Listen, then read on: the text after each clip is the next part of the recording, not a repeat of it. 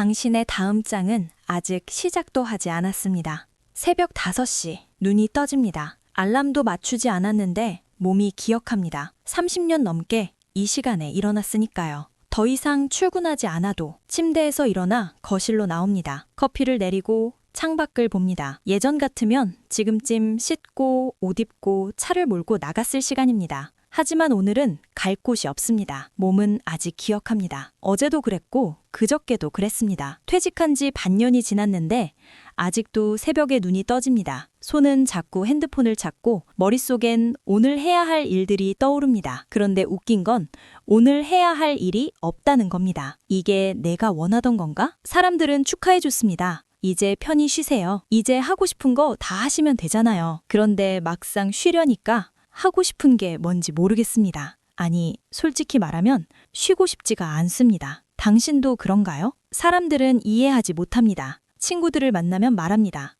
요즘 뭐하고 지내? 그냥 쉬지 뭐. 운동도 하고 책도 보고. 거짓말은 아닙니다. 실제로 그렇게 지냅니다. 그런데 집에 돌아오면 텅 빈 느낌이 듭니다. 쉬는 것과 쓸모없는 건 다릅니다. 아침에 일어나서 밥 먹고 TV 보고 산책하고 또 밥 먹고 또 TV 보고. 이게 여유로운 삶일까요? 아니면 그냥 흘러가는 시간일까요? 일하고 싶다는 말을 못하겠습니다. 자식들한테는 차마 말 못합니다. 아빠, 또 일하려고요? 그동안 충분히 일하셨잖아요. 배우자한테도 말 못합니다. 당신, 이제 좀 집에 있어요. 평생 바깥에서만 살았잖아요. 모두 나를 걱정해서 하는 말입니다. 고마운 말입니다. 그런데 왜 이렇게 답답할까요? 아직도 필요한 사람이고 싶습니다. 솔직히 말하면 돈 문제만은 아닙니다. 물론 연금만으론 빠듯하긴 합니다. 하지만 진짜 이유는 다른 겁니다. 누군가에게 필요한 사람이고 싶습니다. 아침에 일어날 이유가 있었으면 좋겠습니다. 저녁에 오늘 이런 일을 했어 라고 말할 무언가가 있었으면 좋겠습니다. 그게 욕심일까요? 일하고 싶다는 마음은 욕심이 아닙니다. 당신은 평생을 일하며 살았습니다. 20대에 첫 직장을 잡았습니다. 30대엔 밤새워 일했습니다. 40대엔 책임을 떠안았습니다. 50대엔 후배를 키웠습니다. 그게 당신의 정체성이었습니다. 회사에서는 김 부장,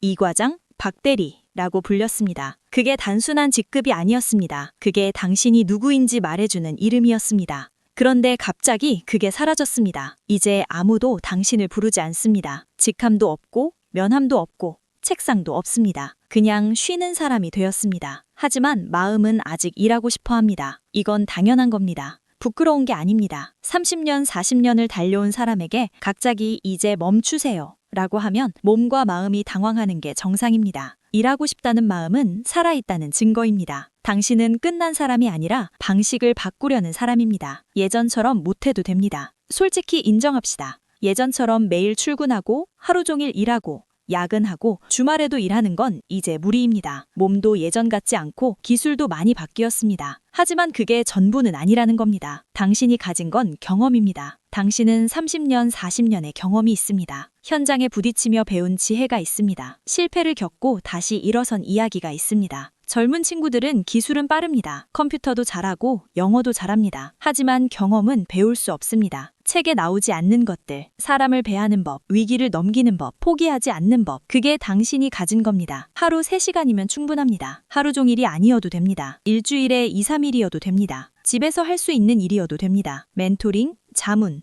교육, 봉사.